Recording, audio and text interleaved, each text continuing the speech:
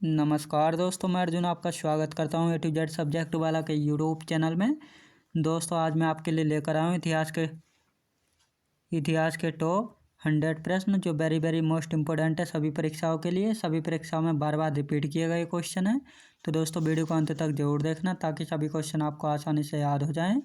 साथ ही दोस्तों अगर आप हमारे चैनल पर पहली बार आएँ तो हमारे चैनल को भी सब्सक्राइब कर लीजिएगा ताकि हमारे आने वाले वीडियोज़ का नोटिफिकेशन आप तक पहुँचता रहे। चलिए दोस्तों वीडियो को स्टार्ट करते हैं। मोहम्मद बिन तुगलक ने अपनी राजधानी दिल्ली से कहाँ स्थानांतरित की थी? दौलताबाद में। याद रखें, दौलताबाद में। किसने मोहम्मद बिन तुगलक को प्रिंस ऑफ मनियर्स की संज्ञा दी थी? एडवर्ड थॉमस ने। अगला क्वेश्चन देखते हैं। दिल्ली के किस शासक के काल में दक्षिण में हरिहर एवं बुक्का नामक दो भाइयों ने 1336 ईस्वी में विजयनगर की स्थापना की थी? मोहम्मद बिन तुगलक के शासनकाल में। अलाउद्दीन बहमन शाह ने 1347 ईस्वी में किस राज्य क्षेत्र में बहमनी राज्य की स्थापना की थी? महाराष्ट्र में। अगला क्वेश्चन देखते हैं।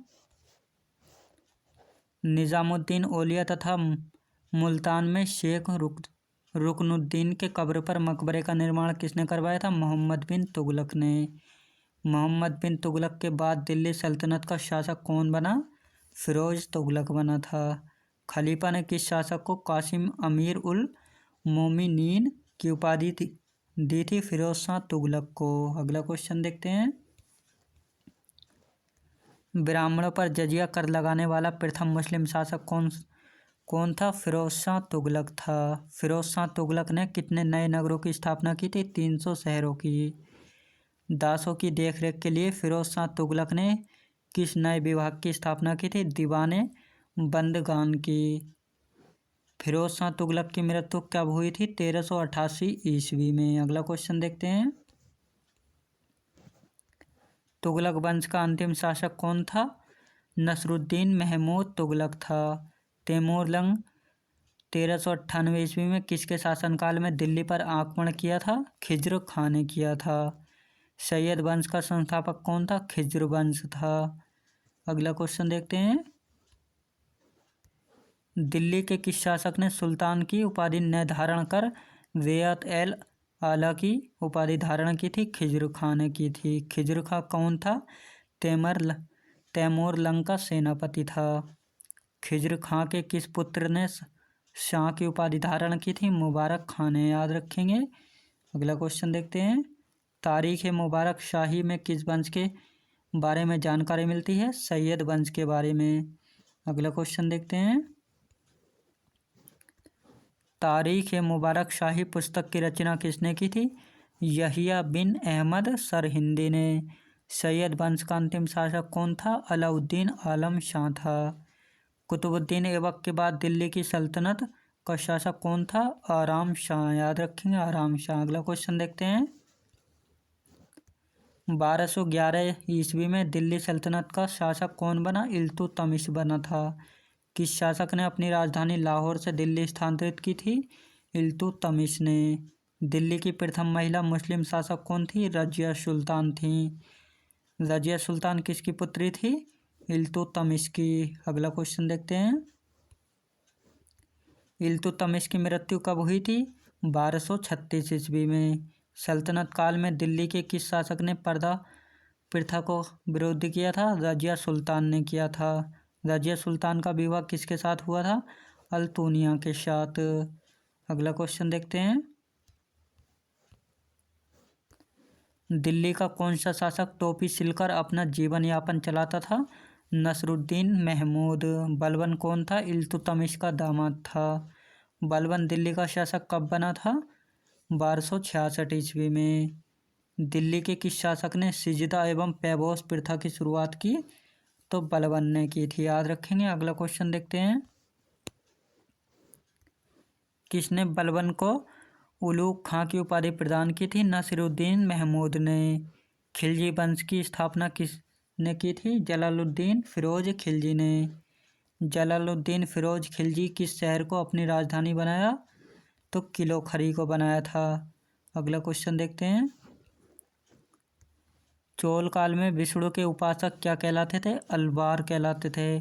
चोल काल में शिव के उपासक क्या कहलाते थे? नयनार कहलाते थे। पाल वंश का संस्थापक कौन था? गोपाल। पाल वंश की राजधानी कहाँ हुआ करती थी? मुंगेर में हुआ करती थी। अगला क्वेश्चन देखते हैं। विक्रमशिला विश्वविद्यालय की स्थापना किसने की थी? धर्मपाल ने की थी। पाल शासक किस धर्म के अनुयायी थे? बौद्ध धर्म के। नालंदा में एक बौद्ध विहार बनवाने के लिए किस राजा ने 5 गांव दान में दिए थे? देवपाल ने दिए थे। पृथ्वीराज रासो की रचना किसने की थी? चंद्रबरदाई ने। अगला क्वेश्चन देखते हैं। किसके नेतृत्व में अरबों ने भारत पर पहला आक्रमण किया था? मोहम्मद बिन कासिम के नेतृत्व में। अरबों ने सिंध को किस वर्ष जीता था? 712 ईस्वी में। अरबों के आक्रमण के समय सिंध का राजा कौन था? ताहिर था। अगला क्वेश्चन देखते हैं। 932 ईस्वी में किसने गजनी नामक साम्राज्य की स्थापना की थी? अलप्तगीन ने। प्रथम तुर्क आक्रमण के समय पंजाब का शासक कौन था? जयपाल था। महमूद गजनी किसका पुत्र था? सुबुक्तगीन का। सुबुक्तगीन कौन था? अलप्तगीन का दामाद था, याद रखेंगे। अगला क्वेश्चन देखते हैं। अंग्रेजों ने भारत में अपना पहला कारखाना या व्यापार केंद्र कहाँ स्थापित किया था? सूरत में। किस ब्रिटिश राजदूत ने मुगल दरबार में 4 साल 1615 से 1619 बिताए थे? सर थॉमस रो ने। अंग्रेजों ने भारत में किस युद्ध के बाद राजनीतिक सत्ता हासिल की थी? पलासी के युद्ध के बाद। अगला क्वेश्चन देखते हैं। वह पहली वस्तु क्या थी जिसने यूरोपीय लोगों को भारतीय व्यापार के लिए प्रोत्साहित किया था? तो मसाल थी। भारत में डचों की सबसे पुरानी बस्ती कौन सी थी? पुलिकट। फ्रांसीसी यात्री फ्रैंकोइस बर्नियर किस वर्ष भारत आया था? 1658 ईस्वी में। किस घटना ने अंग्रेजी ईस्ट इंडिया कंपनी को बंगाल सूबे का वैध स्वामी बना दिया था? बक्सर की लड़ाई 1764 ईस्वी में। अगला क्वेश्चन देखते हैं। बक्सर के युद्ध में अंग्रेजी सेना का नेतृत्व किसने किया था? हेक्टर मुनरो ने किया था। पलासी के युद्ध के समय मुगल बादशाह कौन था? आलमगीर। किस पुर्तगाली गवर्नर द्वारा ब्लू वाटर नीति पेश की गई थी? फ्रांसिस्को डी अल्मीडा के द्वारा। अगला क्वेश्चन देखते हैं। ईस्ट इंडिया कंपनी सबसे पहले किस भारतीय शहर में उतरी थी? सूरत में। कलकत्ता में अंग्रेजों द्वारा निर्मित किले का नाम क्या है? फोर्ट विलियम, याद रखेंगे। भारत में फ्रांसीसी उपनिवेश की राजधानी क्या थी? पांडिचेरी। अगला क्वेश्चन देखते हैं। फ्रांसीसी ईस्ट इंडिया कंपनी ने पांडिचेरी का अधिग्रहण किससे किया? बीजापुर की सुल्तान से। 1757 में पलासी के युद्ध में सिराजुद्दौला को किसने धोखा दिया था? मीर जाफर ने। मत्स्य पुराण से हमें किस बारे में पता चलता है? आंध्र सातवाहन वंश के बारे में। अगला क्वेश्चन देखते हैं। वायु पुराण से हमें किस वंश के बारे में पता चलता है? गुप्त वंश के बारे में पता चलता है। किस वेद में जादू टोना तंत्र मंत्र तथा वशीकरण का उल्लेख मिलता है? ऋग्वेद में। जैन साहित्य को क्या कहा जाता है? आगम कहा जाता है। हीनयान का प्रमुख ग्रंथ कौन सा है? कथा वस्तु। अगला क्वेश्चन देखते हैं। जैन धर्म के प्रारंभिक इतिहास के बारे में किससे जानकारी मिलती है? कल्पसूत्र में। अर्थशास्त्र नामक पुस्तक के लेखक कौन हैं? चाणक्य। चाणक्य को अन्य किस नाम से भी जाना जाता है? कौटिल्य और विष्णुगुप्त के नाम से जाना जाता है। अगला क्वेश्चन देखते हैं। मौर्यकालीन इतिहास के बारे में हमें किससे जानकारी मिलती है? चाणक्य के अर्थशास्त्र से। राजतरंगिणी पुस्तक के रचयिता कौन है? कल्हण। राजतरंगिणी से हमें किसके इतिहास के बारे में पता चलता है? कश्मीर के राजा के इतिहास के बारे में पता चलता है। अगला क्वेश्चन देखते हैं। संस्कृत भाषा व्याकरण की प्रथम पुस्तक अष्टाध्यायी के लेखक कौन है? पाणिनि। ज्योतिष ग्रंथ गार्गी संहिता के लेखक कौन है? कात्यायन। पतंजलि कौन थे? पुष्यमित्र शुंग के पुरोहित।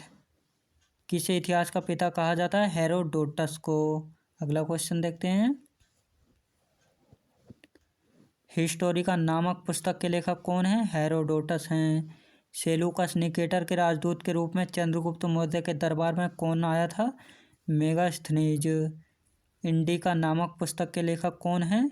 मेगास्थनीज। अगला क्वेश्चन देखते हैं। मेगास्थनीज के पुस्तक इंडिका में किसके इतिहास के बारे में पता चलता है?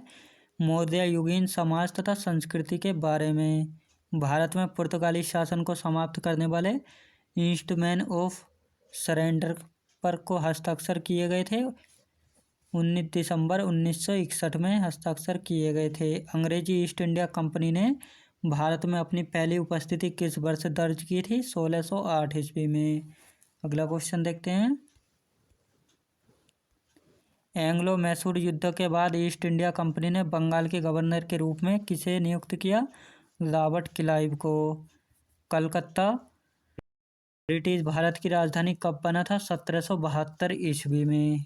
भारत में किस गवर्नर जनरल को स्थानीय स्वशासन का जनक कहा जाता है? लॉर्ड रिपन को। अगला क्वेश्चन देखते हैं। भारतीय राष्ट्रीय कांग्रेस का गठन किस गवर्नर जनरल के कार्यकाल के दौरान हुआ था? लॉर्ड डफरिन के। जब इंडिया काउंसिल एक्ट 1909 अधिनियमित किया गया था तब भारत का वाइसराय कौन था? लॉर्ड मिंटो था। विभाजन परिषद के अध्यक्ष कौन थे? Lord Mountbatten. अगला क्वेश्चन देखते हैं। कौन सा उपन्यास भारत में स्वतंत्रता सेनानियों के लिए प्रेरणा का स्रोत है? आनंद मठ। भारत के थियोसॉफिकल सोसाइटी के संस्थापक कौन थे? मैडम ब्लavatsky। भूदान आंदोलन किसके द्वारा शुरू किया गया था? विनोबा भावे के। अगला क्वेश्चन देखते हैं। 1857 का विद्रोह किसके द्वारा किया गया था? सिपाहियों के द्वारा। 1857 के विद्रोह में बेगम हजरत महल ने किस स्थान से विद्रोह का नेतृत्व किया? लखनऊ से। नौजवान भारत सभा की स्थापना किसने की थी? सरदार भगत सिंह ने। अगला क्वेश्चन देखते हैं। 17 दिसंबर 1927 को जॉन सैंडर्स की गोली मारकर हत्या किसने की थी? भगत सिंह ने। भारतीय राष्ट्रीय कांग्रेस की स्थापना कितने प्रतिनिधियों के साथ हुई थी? 72 प्रतिनिधियों के साथ। दोस्तों मैं उम्मीद करता हूँ आपको वीडियो की क्वालिटी, कंटेंट वगैरह सभी कुछ आपको पसंद आया होगा और आपने वीडियो को अंत तक जरूर देखा होगा ताकि सभी क्वेश्चन आपको आसानी से समझ में आ जाएं। दोस्तों अगर आप हमारे चैनल पर पहली बार आएँ तो हमारे चैनल को भी सब्सक्राइब कर लीजिएगा ताकि हमारे आने वाले वीडियो का नोटिफिकेशन आप तक पहुंचता रहे। चलिए दोस्तों मिलते हैं नेक्स्ट वीडियोज़ में।